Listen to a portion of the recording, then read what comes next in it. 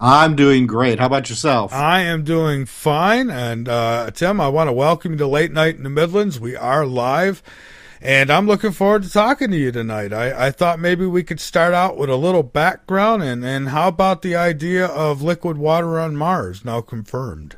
Ah, fantastic. That sounds great. And let me tell you, it's a real pleasure to be on Late Night in the Midlands. Well, thank you. I'm really looking forward to hearing what you got for us tonight, and so I thought we'd start with background. So Sure. Well, as you said, my name is Tim Swartz. I've been interested in the world of the weird and unknown for a number of years. Unlike probably a lot of your guests, I didn't quite start out as a kid interested in this stuff. I think I made it up to like third grade before the bug hit me, and it was because I had to do a book report. Actually, it was a newspaper report in front of my class, and the teacher chose the subject of UFOs for me.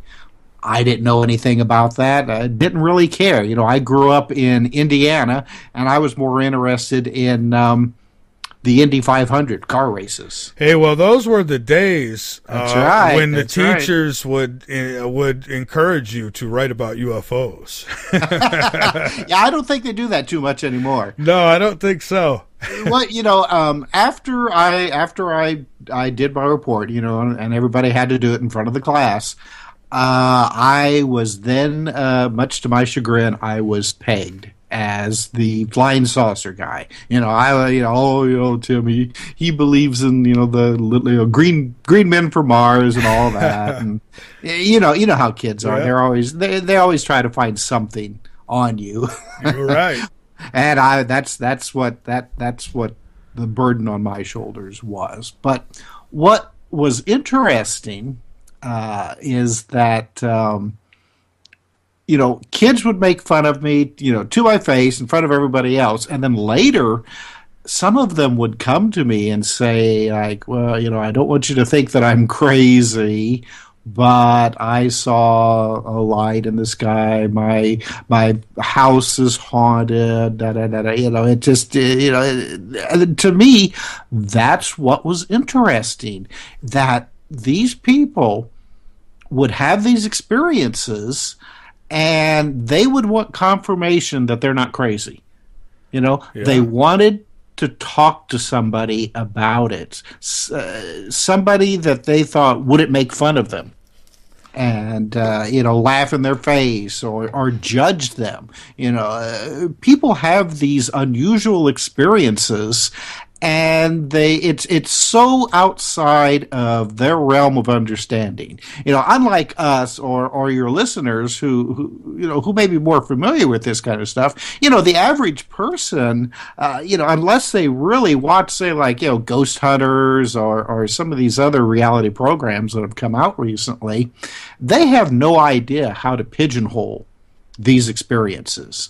Right. And that's what really got me going, all this time, was the fact that people were having real experiences of some kind that they didn't know how to explain. They had no way to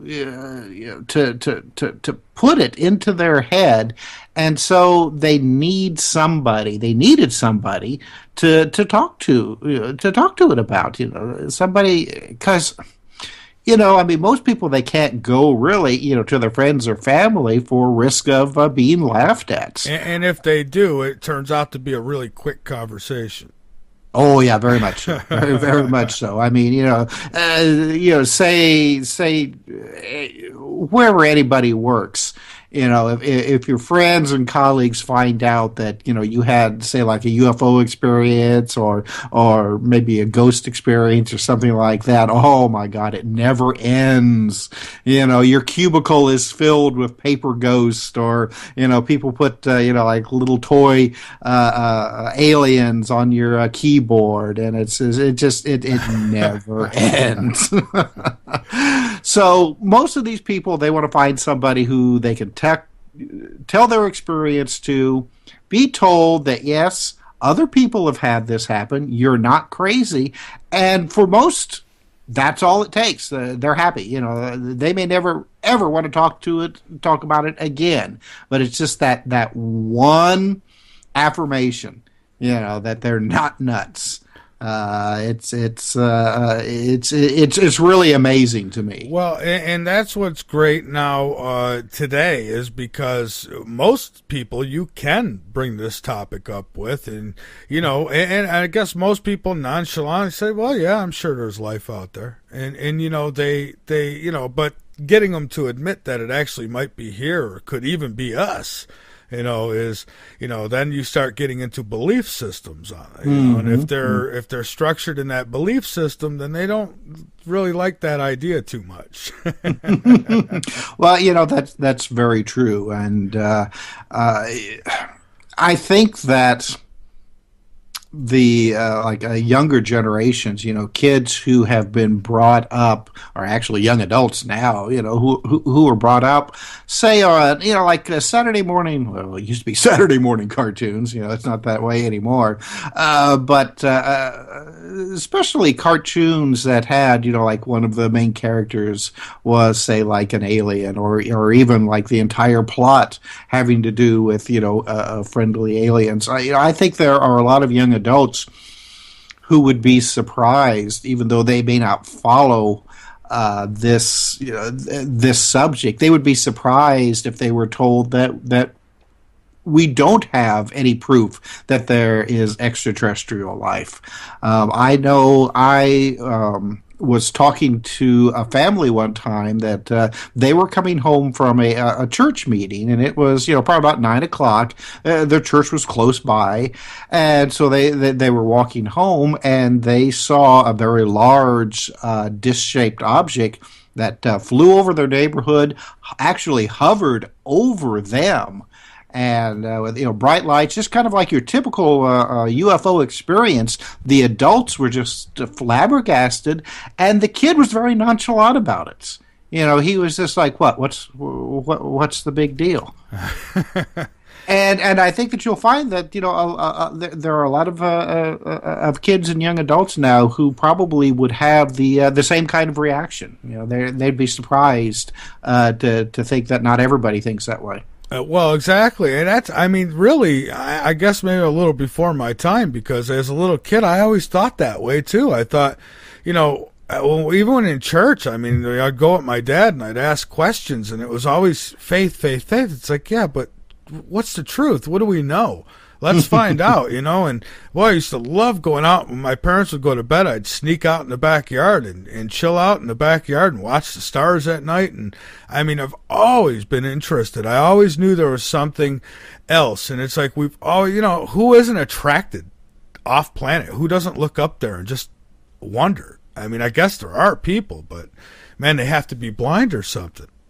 Oh, well, you'd be surprised, and especially more and more nowadays when there's so many distractions. Everybody has their cell phone or tablets, and you've seen the videos on YouTube's where somebody is walking on the street and they're just completely focused on their cell phone, and they'll walk off the side or into a fountain or get hit by a bus.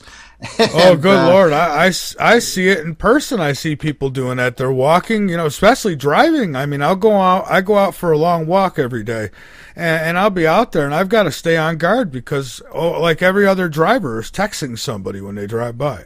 Mm-hmm. Yeah. Mm-hmm. Oh, that to me, that's so frightening to see somebody with their face buried into their cell phone as they're driving. Yeah. But we always used to say to people who would have a UFO experience, and they'd say that nobody else saw it, and we would say to them, well, it's because that most people just don't spend their time like looking up into the sky and noticing these things, and it's even worse now. With the gadgets that is so ubiquitous now in our society. Oh, I so much agree. So let's talk a little bit about your research, about your books, and I guess my first question is secret civilizations living below our feet. Is that fact? Do we know?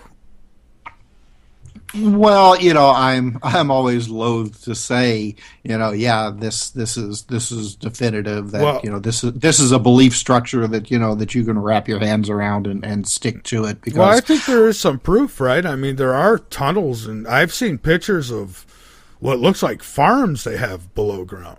oh, sure. Oh, yeah, yeah. See, and this is a subject that man, almost as far back as my interest in UFOs, I got an interest in the whole idea of, say, like the Hollow Earth or lost civilizations that moved underground, Sure. even before humankind had moved out of the caves and were still beating each other over the heads with clubs, and and it's remarkable because it's just like you said, just recently there were a series of tunnels discovered in Mexico that the rumors had been going for decades that these tunnels existed, and they had been written about extensively in books dealing, say, with the Hollow Earth and underground civilization,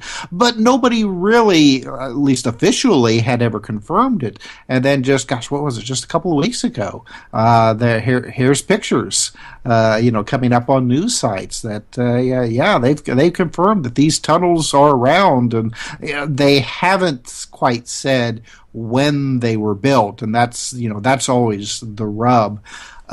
Because especially these tunnels that are fairly close to the surface, they have been used in very recent times. A lot of times by drug runners or those who are moving alcohol from area to area. But there is some really good proof that a lot of these tunnel systems have existed for centuries, if not for millennia. Not all over the planet, by the way. Right. And I noticed they try to push a lot of it off as like the drug smugglers built these things to bring the drugs in, and I don't think so. They may have used them. Maybe they made some kind of primitive type tunnels, but not the tunnels I'm seeing. Oh, no. Yeah, and that's just it. See, a lot of these tunnels are also, especially like I just referenced, the ones in Mexico, Central and South America. A lot of these tunnels are associated with the ancient structures that are at these sites. The Maya, the Inca, as far back as the Olmec, and maybe even societies that we really have no inkling what their names were. They have discovered now, especially in like the Brazilian rainforests, when they used like a satellite radar systems, they have discovered ancient cities that have just been completely swallowed up by the jungle, and it appears like the rainforest is a recent event within our history, that at one time that these lost civilizations were just all over the place, especially in South America. Well, with these ancient civilizations, a lot of the locals talk about the tunnel systems that existed underneath these lost cities, and how these tunnels would go down so deep that any more modern, and when I say modern, I mean within the last say 1,000 years or so, explorers, they were extremely fearful to go any deeper to explore these tunnels, because they would just stretch into all directions, apparently for miles, and then a lot of them would go down so deep that to this day nobody really has any idea where they lead to. That is incredible. Now that leads me to I mean, what might these tunnels have been used for? Does anybody I mean, I'm sure there's some theories out there. I've even got my own that's banging my head right now. I mean, Well, sure. I mean,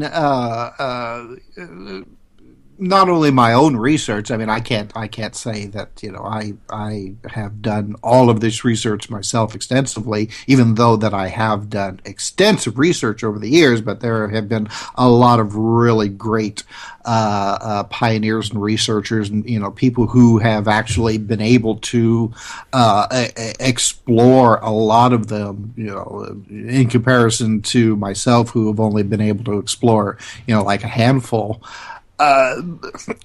Some of the earliest explanations is that these tunnels were constructed at a time really before recorded history, human recorded history, that there was at least one, if not a series, of civilizations that existed on this planet that possibly even attained technological superiority to what we have now.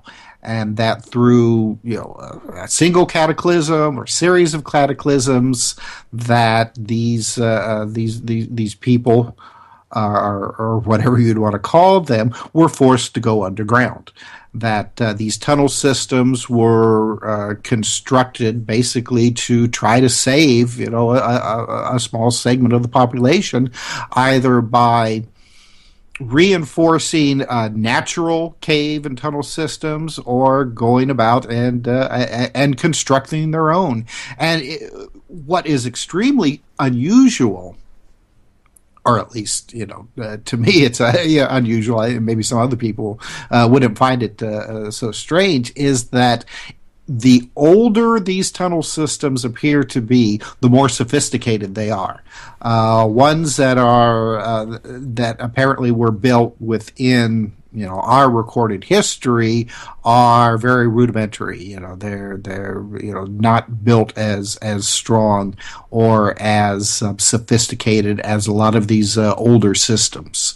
And so, I mean, I think that that gives us some very good proof that we're not the only technologically superior civilization that has lived on this planet, that there have been others before us that have been lost in time.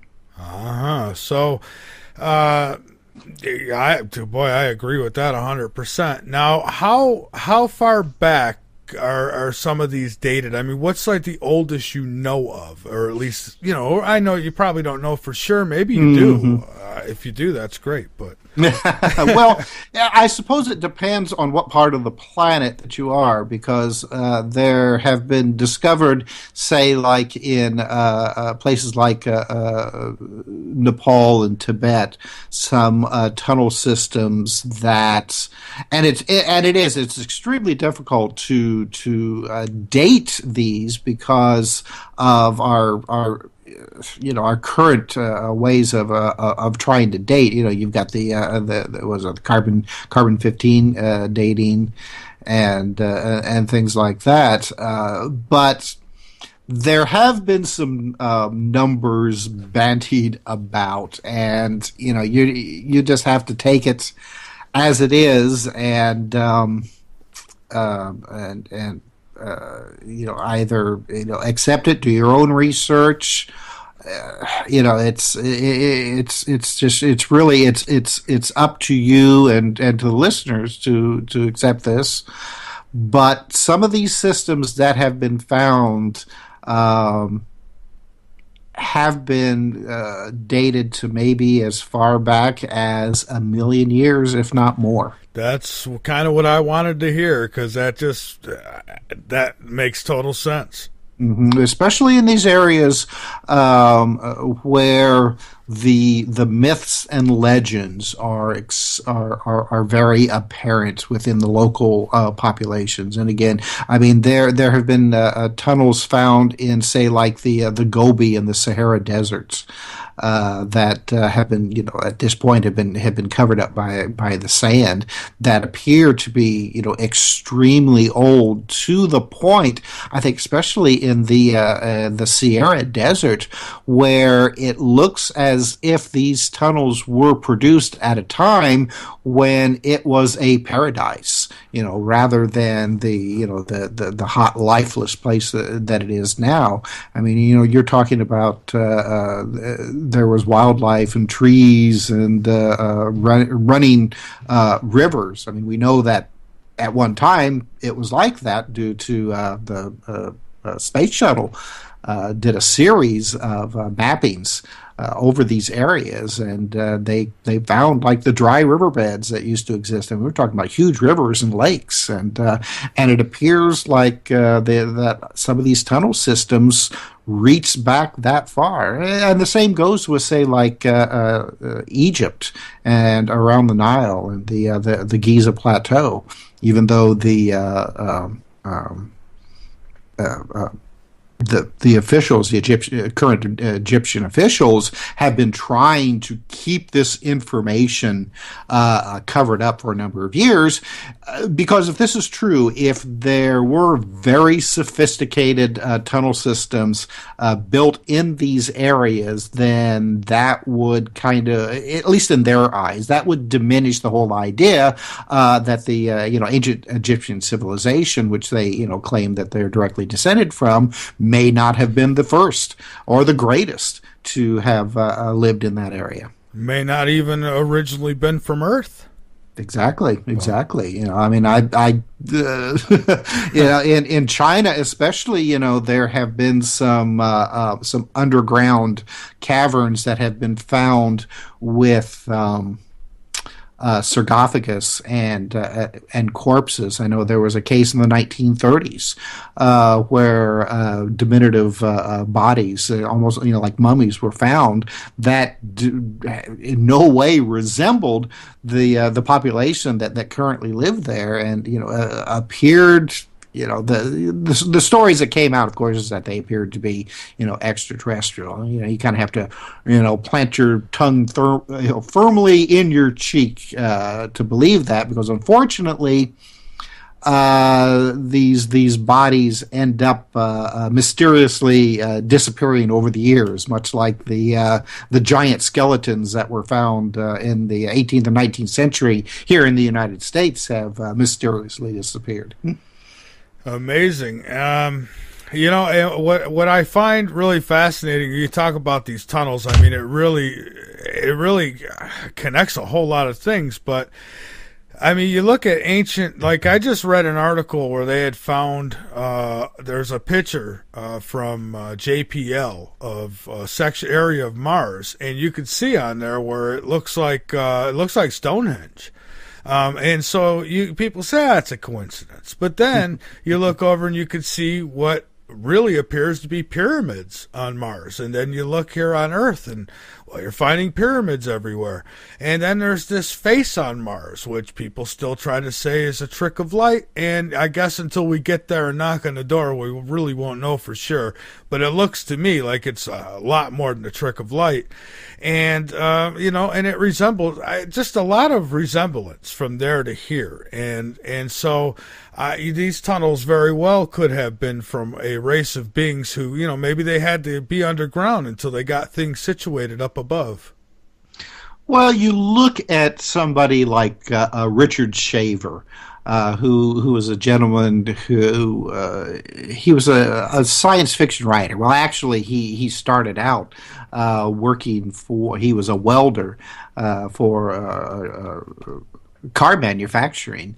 And he claimed that he started receiving almost like channeled communications from a race of underground humanoids called that he referred to as the Dero, which he what was it? Detrimental robots, I think, is how he referred to it. But when he used the word robots, he didn't mean like what we think of as say like a mechanical creature or something like that. Sure.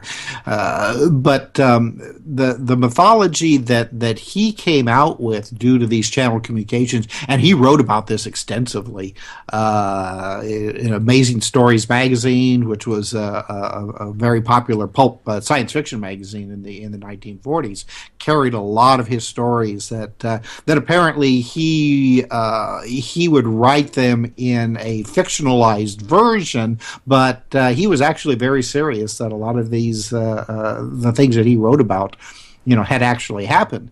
And his mythology had it was that at one time, I mean, like millions of years ago on this planet, that we were visited, or the planet was visited by a race of extraterrestrials that settled here, and he referred to them as the Titans, and that they had a great civilization, but at one point the sun turned radioactive, and that it was not a healthy living environment for them. So the majority of them got back into their spaceships and left for someplace else. There was others who remained behind. They loved the planet. They loved their life. They didn't want to leave. So instead, they moved underground into these tunnel systems. And but unfortunately, as he put it, even underground, they were not able to avoid the effects of this radioactivity. And plus, I mean, living underground, for centuries upon centuries, had a detrimental effect. They mutated. They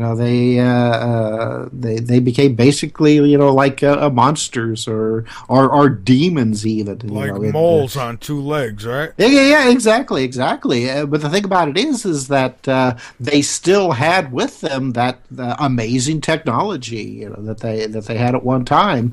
And as Shaver put it, I mean, these were the things that caused all the problems, on the surface world, because they had these. He called them mech, MECH, and they were machines that they were like fantasy machines almost. I mean, they could create like holographic images, and they could make people do almost like a form of mind control, do whatever they wanted to do. And the unusual thing about this, I mean, because your listeners could be like shaking their heads, you're like, yeah, this was a science fiction writer, of course. Before the modern UFO era, which started, with the Kenneth Arnold sightings in 1947, Richard Shaver was writing about the aircraft and spacecraft the Dero had available to them, and he referred to them as disc-shaped. Or, I mean, he didn't call them flying saucers, but his descriptions were very much like what we now call UFOs. And this was years. He was writing about this years before people actually started seeing these things flying around in our sky. So it's one of these situations where it's like, yeah, you could say this guy was nuts, and he was basically just taking our old, especially like religious mythologies, with angels and demons that live underground and constantly belittle and do horrible things to mankind. Shaver seemed to have his thumb on something, though, and it just fell right very easily within that whole Hollow Earth mythology that's been with us for a millennia. Except that it now had a modern touch to it that made it even more real, so to speak.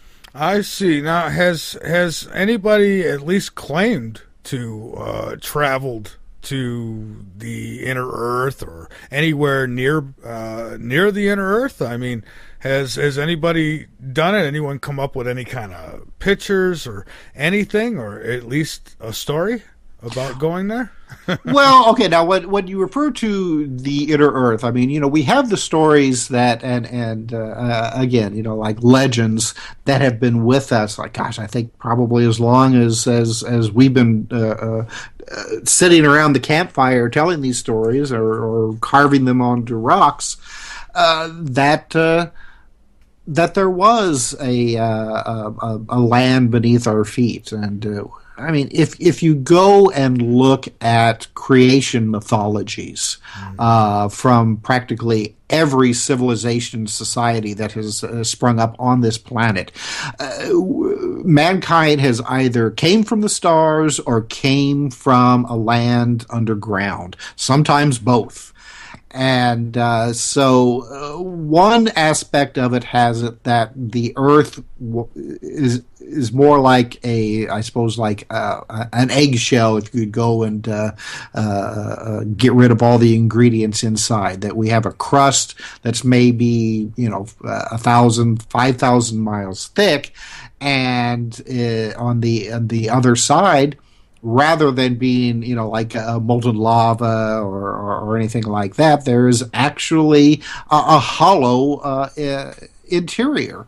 And some people have even said that there is a small sun that resides in the middle of this hollow Earth, and it's that small sun that our modern day, seismic readings. When earthquakes happen, the seismic waves will actually, penetrate the planet from one side to the other, and the seismic readings, give scientists a very good reading of what's inside. But rather than being a solid interior with, say, like a nickel iron, core, that instead there's this small sun that these readings are mistaken for a solid core.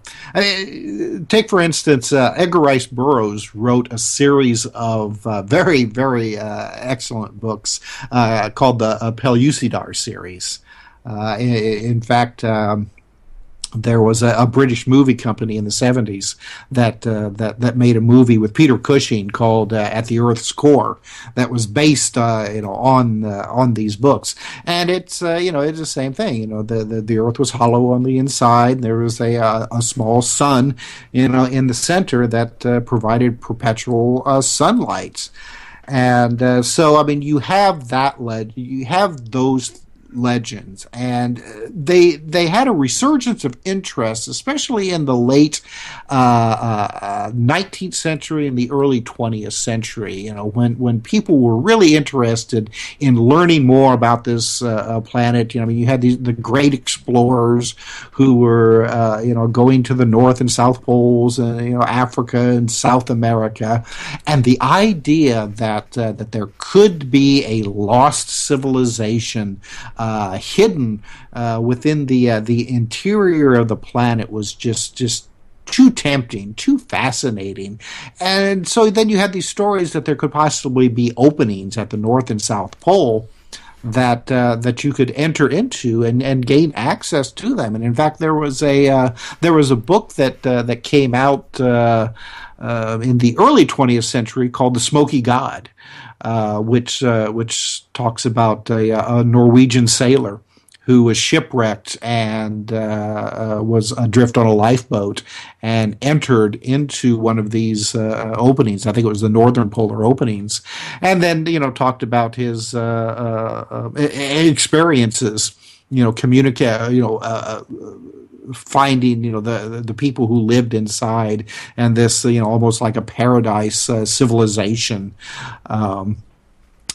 So now you take this then further into the 20th century and the 21st century. There were a series of satellite photographs that were taken in the 1960s that seemed to show a circular opening at the northern polar regions.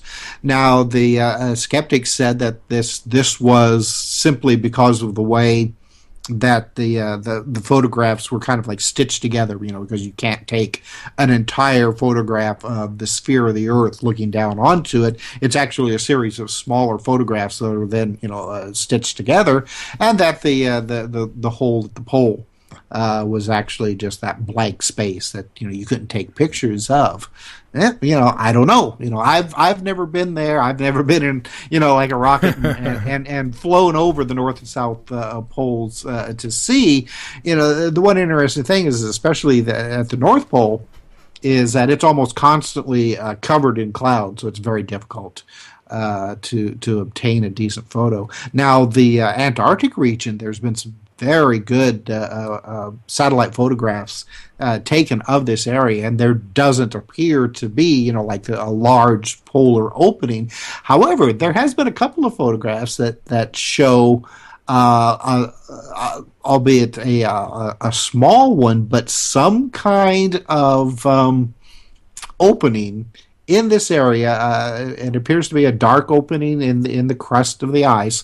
That one photograph actually seems to show what looks like an aurora type of effect coming out of it. So, I mean, your guess is as good as mine on on the validity of these kinds of stories. But then again, you have the whole mythology around Admiral Byrd and his journeys to both the Arctic and Antarctic region. Some of these stories have it that he actually was able to take photographs, especially in the Arctic region, where he claimed that he came across a land where there was no ice and that it was warmer and there was a forest. And even large creatures that he called like woolly mammoth. This can be somewhat problematic because the Arctic region, with the exception of some islands, there's no big landmass there. So it's hard to say whether or not these stories concerning Admiral Byrd's journeys beyond the North Pole are true or not. Mainly from the research that I have done, because of the dating of at least one of these adventures of his, which took place in the winter of 1947. Because rather than being flying over the North Pole, he was involved in Operation High Jump, which was a huge military effort that was taking place in Antarctica. So I suppose it's up to the listener to decide for themselves. Yeah, I would agree with that too. So quite some theories out there. I mean, however, one includes I read where some believe that the giants actually lived underground. Now, I don't know as though they lived underground, but I mean, there is evidence of real giants, right? I mean, it seems like mainstream tries to play it off, and there is a lot of photoshopping that goes on, but I've had some pretty good sources show me some pictures, and I tend to believe it. Oh yes. Well, I mean, if you go and surf the internet for giants, I mean, you'll find these just really marvelously done photoshopped images of archaeologists, like digging up these giant skulls. And yes. when I say giant, I mean they look like they're the size of a house. Well, yeah, they're standing in the nose cavity of it or something. Right. But if these giant bones that are represented in these photographs actually existed, I think that we would have actually have heard about them. However, now there have been, in the past and even recently, there have been giant bones, human bones that have been dug up. But I mean, nowhere near as spectacular as these photographs. But I mean, we're talking about individuals that were maybe 7-8 feet tall, which, I mean, you think about that. I mean, considering the average height of the modern human is what, about 5'8", 5'9", something like that. Now, you go further back into the past, and people were a lot even, shorter. Oh yeah, if you've ever gone into an old house, you almost feel like you got a duck to walk through the doors. Right, exactly. Well, and you go further back than that, I mean, outside of modern civilization, when our nutritional needs weren't being completely met, society is, in general, people were a lot shorter. However, we've uncovered these bones, mass burials, and a lot of times it's been, especially in North America, it's been suggested that these bones were buried.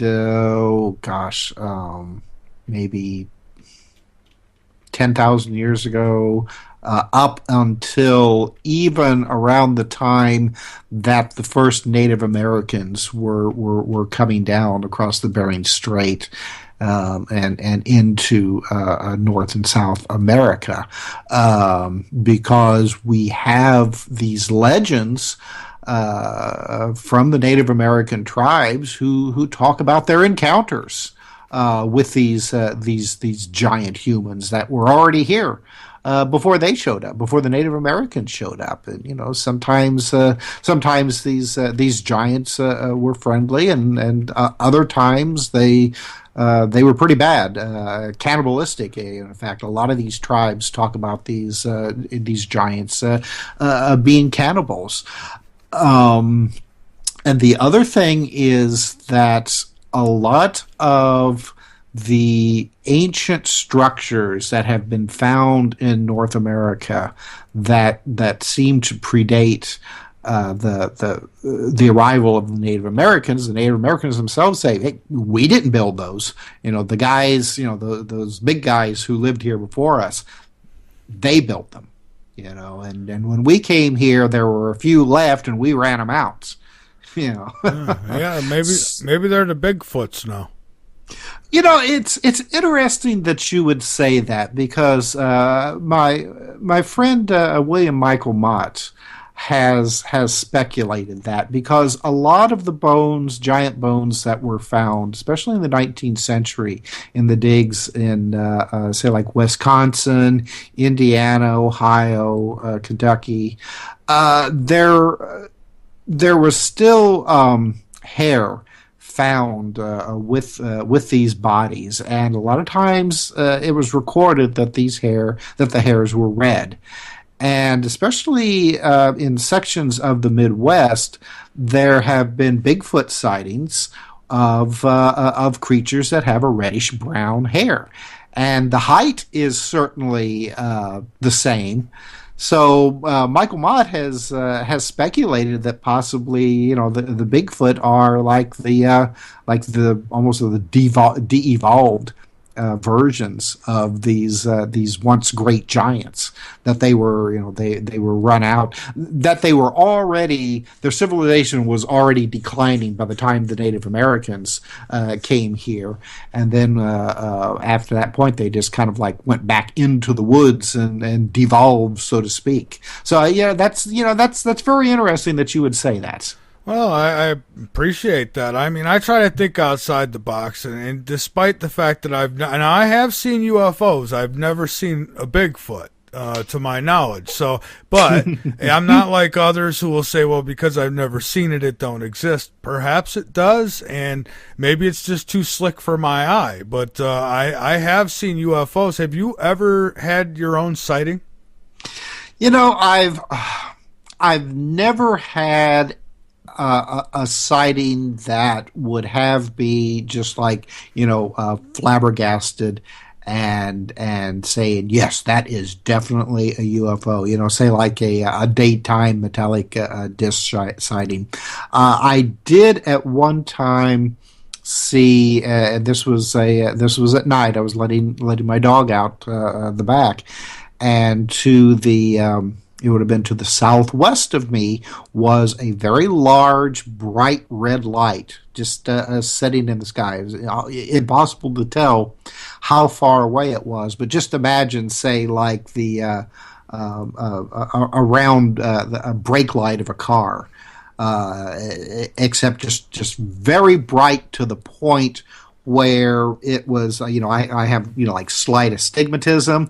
So, I mean, you were seeing like the, what looked like rays of light coming off of it. And it was just sitting there in the sky. It didn't appear to be moving, which, and again, I'll have to, I'll have to put a caveat on this.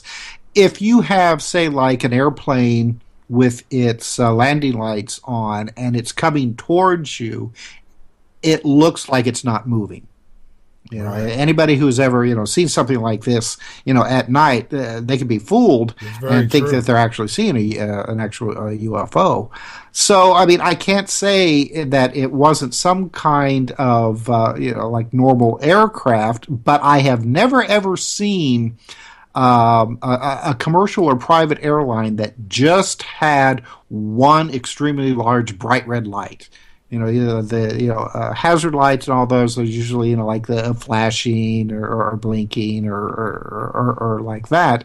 This one just really stood out to me as unusual. And then just all of a sudden it just turned off. And I stood up there for the longest time waiting to see if an aircraft flew overhead, just to see if it was something coming towards me. And I never did see anything. So that's the closest that I have ever come. And, and I've gone to a lot of, like UFO watches, window areas, so to speak, where people would, claim to be seeing UFOs all the time. And a lot of times the people end up hating me because, because I like, no, that's an aircraft, that's an airplane or something like that. See, that's how I am. I have to be sure. I'll say I seen something strange, but I won't come on air and talk about it unless I can honestly say that I believe I seen something intelligently controlled that I don't believe has ever been in any of our airports. Just worked when we took it out of the box. I don't know. Well, that the great inventor and great mind Nikola Tesla actually came up with his version of a death ray. Oh gosh, I mean, he had been working on it for quite a while, but he actually didn't make the announcement until he was quite aged, and he told a newspaper because after a certain point where he would basically have been forced to retire and was just living on the handouts from his friends, on his birthday, the local New York newspapers would still interview him and ask Professor Tesla what's new, what kind of great inventions have you came up with. And at one point, he produced a drawing that he had made and talked about this death ray. That was going to be the ender of wars, almost like what we had hoped the atomic weapons would do. That if every Tesla's idea was that every country had this death ray, which he said could knock aircraft out of the sky within like 500 miles away. Wow. And what we now know is that Tesla had came up with what we would call a particle beam weapon.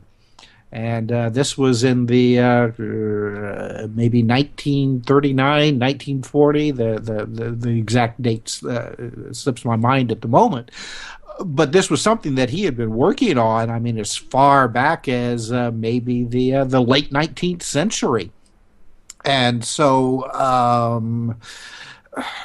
we know that the United States did extensive research, on this after Tesla had passed away, and the Department of Foreign Affairs came in and stole everything from his apartment that they could get their hands onto.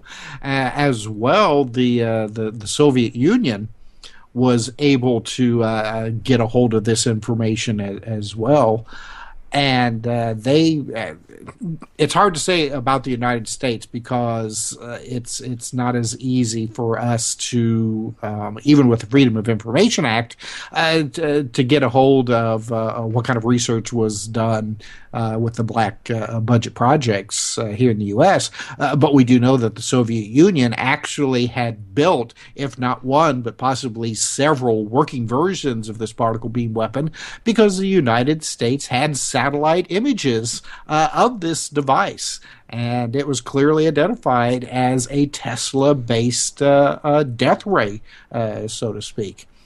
And so, I mean, that's a like a modern example of that type of research. But if you look back into ancient writings, say like the ancient Sanskrit or the Indian poem stories, like from the Bhagavad Gita, that talk about their gods and demigods. Who had fantastic devices that they could shoot their enemies out of the sky or obliterate whole cities with just the touch of a laser. Touch not laser, touch of a lever, and they referred to them as like great bolts of lightning. That would shear mountains in two, and people and animals and trees would just burst into flames and just be reduced to ashes in just a matter of seconds. Not only do you have that, but there are stories that there were like. What would only be thought of as like maybe nuclear weapons that were used in these ancient times. We know that there have been cities in one city in particular in Pakistan that was uncovered by archaeologists that the inhabitants, their bones just showed that these people had just dropped dead in the street. Like they were fleeing from something and then they just died and just dropped down. And the weird thing about it is that the area, the bones, are still extremely radioactive. More so than could be accounted for with just natural radioactivity. These things were these bodies were radioactive with I think they've been irradiated with gamma rays. I think is what they were determined. And this was a village that burnt to the ground several thousand years ago. I mean, even before, the Old Testament was being written. This civilization had been dead for a couple of thousand years before that time. So now, what kind of doomsday device had been used on these people, and where did it come from? Was this something that was used by an ancient technologically advanced civilization that existed on this planet? I mean, maybe we'd call them like the Atlanteans or something that's a name that has been even lost in time, or are we dealing with an extraterrestrial source? I mean, if you look at the ancient writings that surround these stories, like one side says one thing, the other side says the other. One side says that this was at one time there were great people who lived on this planet that built great things, but they were people from this planet. And then you have the other stories that say that there were, star people who came down from the skies that brought these fantastic doomsday devices. It was almost like they would bring scientific knowledge like agriculture and how to like societal how to cure societal ills. But then on the other hand, then they would have these weapons that would just completely obliterate sections of the planet. Then you have I suppose the odd man out who said that these beings came from inside the Earth. Yeah.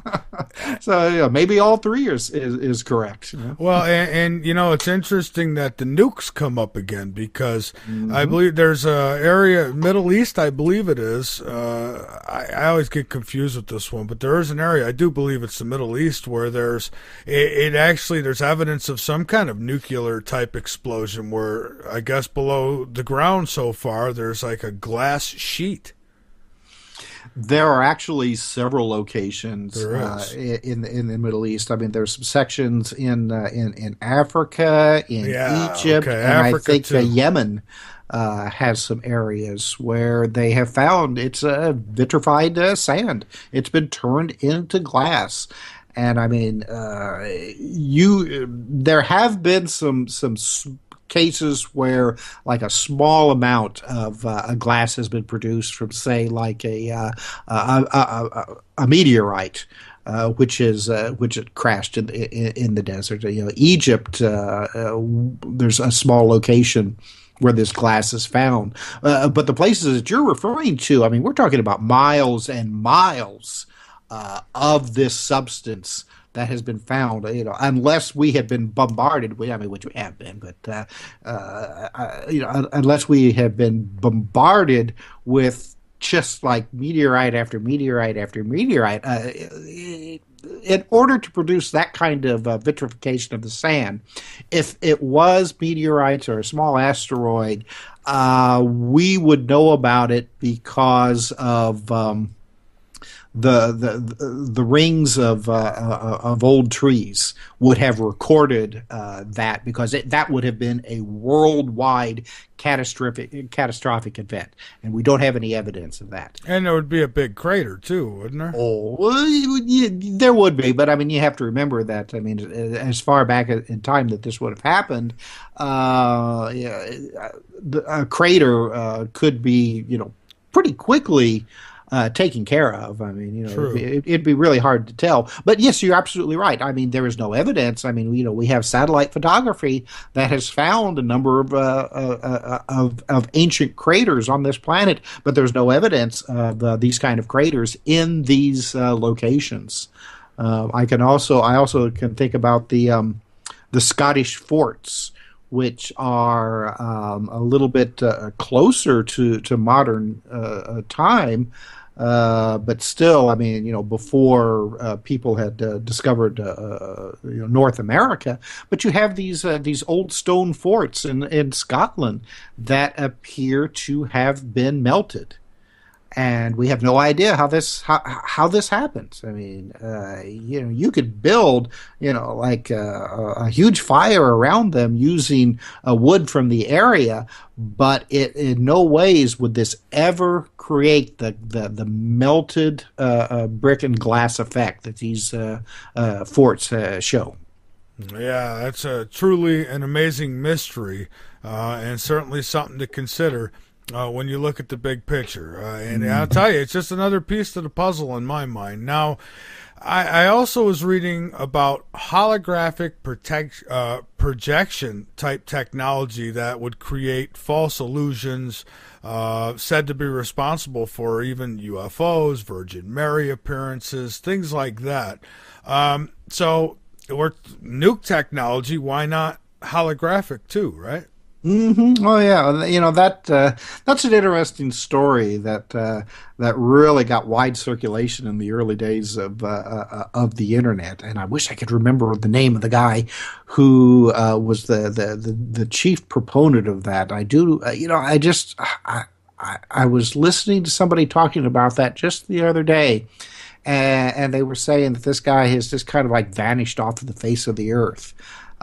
Which is not unusual. You you'll find these people who will come out with these stories that seem to just be utterly fantastic. You get some other people who maybe will come in and kind of, secondhand confirm that, what they're talking about may not be so crazy after all. And then they'll just kind of vanish, which, I mean, is really hard to do in this day, with especially with the internet. I mean, everybody leaves a mark now, on this planet. I mean, you can Google them, or something. But the guy who came up with the blue beam, which is what you're referring to, I think it was called like Project Bluebeam. Yeah. Just kind of up and vanished. And at the time that he was talking about this, there was references to an operation that had been kicked about by the CIA during the I think it was a Kennedy administration, where they were going to do something very similar to that over Cuba. That they were going to project images of the Virgin Mary, into the sky above Havana. And then they would actually, they had a way that they could transmit over the radio and television signals, and just override everything with this message, from God, saying that that God didn't like communism, and that everybody needed to capitulate to the United States. And naturally, it at least as far as we know, it didn't happen. But as technology has improved over the years, we have these stories that come out from such places such as DARPA, where they say that it's entirely possible, and in fact they've actually developed this technology where they would able to do a holographic projection. I mean, we're not just talking about like using a huge movie projector to put an image, like a 2D image on the clouds like was envisioned over Cuba, but they could actually produce a three-dimensional image that would look, for all intents and purposes, as an actual, a physical or non-physical, if you're using, say, like a religious deity, but it would all be fake. It would all be man-made. I actually I heard a story from somebody who had gone to a conference, that it was a like an invite only conference, and it was being held with all kinds of different defense contractors and munitions producers from around the planet.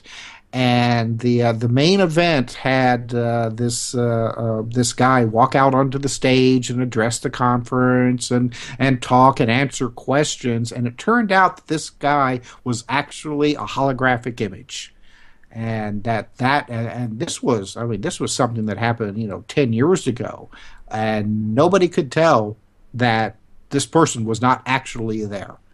So I mean, if that took place 10 years ago, what do they have now, in these secret black projects that we don't know about? Oh, I know, and it's frustrating too, because you'd like to think that you could trust your own eyes, and at this point, I mean, can you? Well, that's just it. I think about the old. That's not that old, but the David Cronenberg movie Videodrome, where one of the characters said that television is reality and reality is nothing more than television. And I kind of think that we've been at that point for quite a while, where the powers that be have the ability to fool our eye, not just our eyes, but all of our senses. And who knows? I don't know if we have had the technology to actually fake, say, like UFO sightings, mass UFO sightings, over the years. But somebody may have, maybe not every UFO sighting or event over the years, but I do think that there is a possibility that that some of these events have been produced from another source, and that we're not looking at a real physical event as we think of as a real physical event. Now it may not necessarily, like I said before, it may not necessarily be man-made produced, because let's go back to Richard Shaver and what he was talking about with the Dero. He said, this was back in the 40s, before anybody really had any concept of this kind of stuff, that these underground dwellers had the ability with their machines to produce 3D images that you could not tell the difference between physical reality and these projections.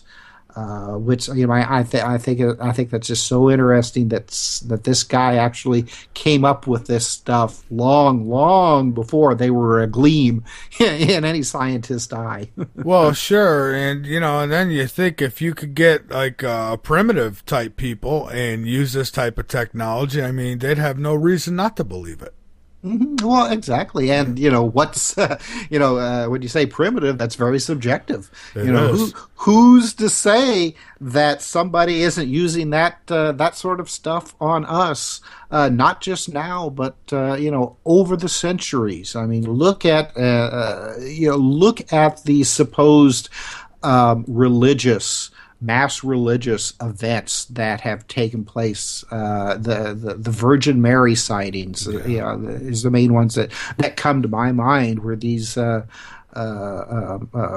people, like say, like at Fatima, would say that they saw the physical reality of the Virgin Mary, that not only did they see her, but they heard her, and could smell, like the divine, almost air around her. There's been other instances where people would see it would be almost like a passion play that would just appear at a location. And there was one, and I think this may have been in Ireland in the late or middle 19th century, where next to a church, all of a sudden, for several evenings, there appeared a tabloid of Jesus and his disciples, that at times they would slightly move, but most of the time they just seemed to be kind of fixed. But the descriptions make it sound almost like some kind of holographic image, because there were a few people who actually were brave enough to approach it and tried to touch the figures, but their hands would go right through them. And again, like I said, these reports came out in the 19th century. So, could it be that a lot of our belief systems have been manipulated, over the centuries, for whatever reason? I don't know. I mean, and we could be seeing that now with the whole UFO phenomena, or maybe some of the more fundamentalist religions, on this planet currently, who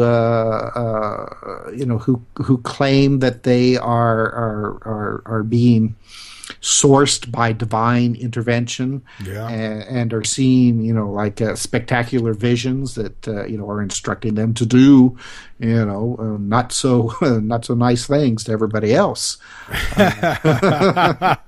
That's so true. I know a few of them. Yeah. So it seems like that there could be some kind of social engineering taking place on this planet for a very long time, for whatever, for whatever reason. I mean, that's just, we can speculate endlessly on that. We could. Well, Tim, what I want to do is hand you the floor and let you get out anything that you'd like. And please direct people where they can go to get their hands on your books, your website. And, no rush. Go ahead. And I thank you so much for being here tonight. Oh, sure. Well, my main website is, and I share this website with Tim Beckley's publishing company, Global Communications, and that's conspiracyjournal.com. Just how it sounds, conspiracyjournal.com. On this site you can get access to my books and books from Mr. Beckley, other authors like Sean Castile. We also put out a weekly email newsletter called the Conspiracy Journal Newsletter, strangely enough. And it's basically, it's an aggregate, and I've been doing this for, oh my God, since the almost the middle 1990s. From like all the weird and strange stories from around the world, the past week, and I try to get it out by Sunday, and sometimes I can be a little late with it, but it's I always say that it's essential reading for anyone interested in the paranormal and the world of the weird. And of course, all of my books can be found on Amazon.com. Just go there and type in my name, and I've lost count at this point. Well, that's good. How many I actually have. That's a good thing. Well, listen, I'd love to get you back here in the near future and do a full show with you. And I thank you so much, and I hope you'll keep up the great work. And looking forward to talking to you again really soon. Thank you very much, Michael. It's been a great pleasure, and I hope your audience enjoyed it as well. Absolutely. Well, have a great night, my friend, and we'll keep you linked up over on Late Night in the Midlands. All right. Good night. All right. Good night. All right, everybody. That's Tim Swartz.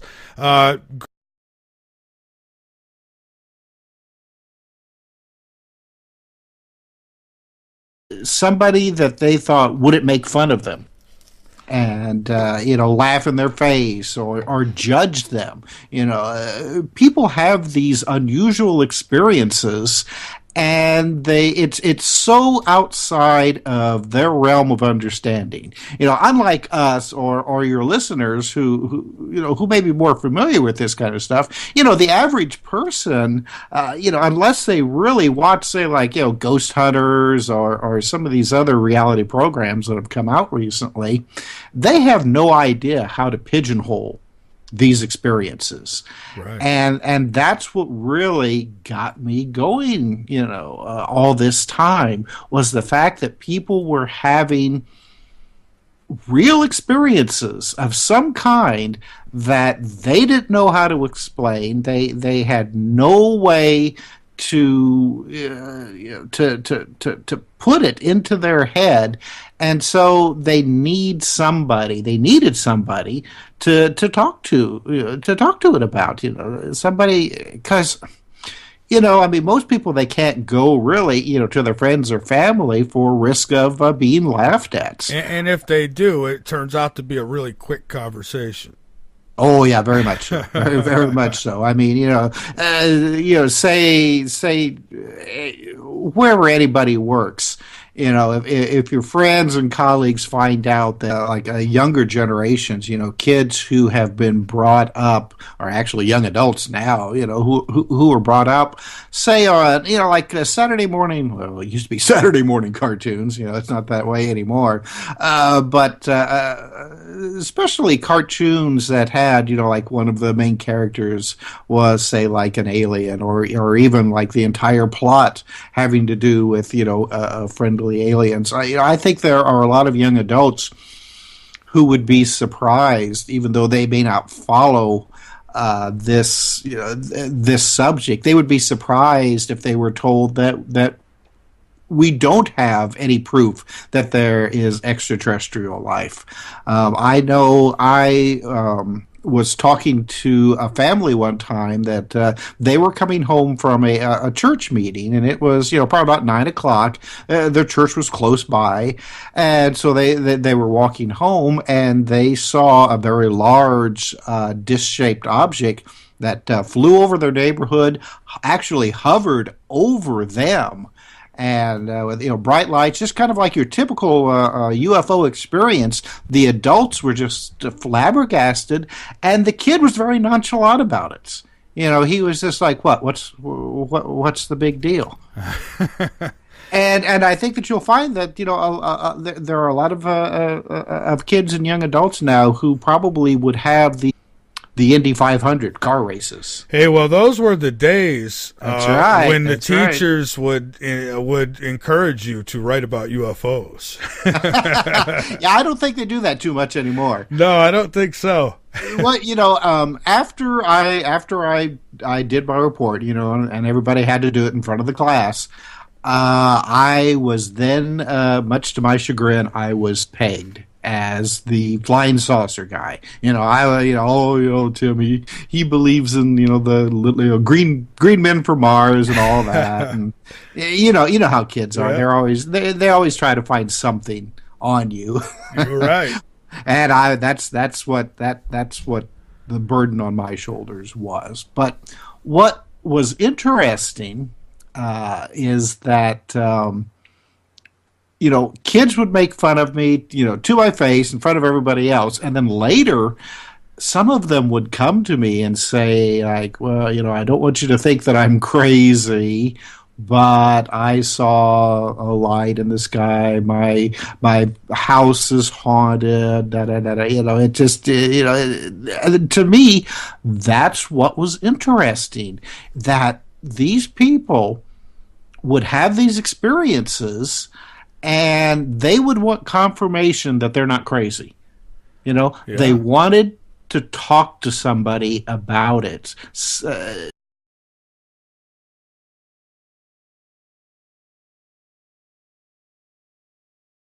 I'm doing great. How about yourself? I am doing fine. And Tim, I want to welcome you to Late Night in the Midlands. We are live. And I'm looking forward to talking to you tonight. I thought maybe we could start out with a little background, and how about the idea of liquid water on Mars, now confirmed? Fantastic. That sounds great. And let me tell you, it's a real pleasure to be on Late Night in the Midlands. Well, thank you. I'm really looking forward to hearing what you got for us tonight, and so I thought we'd start with background. So Sure. Well, as you said, my name is Tim Swartz. I've been interested in the world of the weird and unknown for a number of years. Unlike probably a lot of your guests, I didn't quite start out as a kid interested in this stuff. I think I made it up to like third grade. before the bug hit me, and it was because I had to do a book report. Actually, it was a newspaper report in front of my class, and the teacher chose the subject of UFOs for me. I didn't know anything about that. I didn't really care. I grew up in Indiana, and I was more interested in, you had, say, like a UFO experience or maybe a ghost experience or something like that. Oh, my God, it never ends. Your cubicle is filled with paper ghosts, or, people put, like little toy aliens on your keyboard, and it never ends. So most of these people, they want to find somebody who they can tell their experience to, be told that, yes, other people have had this happen. You're not crazy. And for most, that's all it takes. They're happy. They may never, ever want to talk about it again. But it's just that one affirmation, that they're not nuts. It's really amazing to me. Well, and that's what's great now today, is because most people you can bring this topic up with, and and I guess most people nonchalantly say, well, yeah, I'm sure there's life out there, and they but getting them to admit that it actually might be here or could even be us, is, then you start getting into belief systems on it. And if they're structured in that belief system, then they don't really like that idea too much. Well, that's very true, and I think that the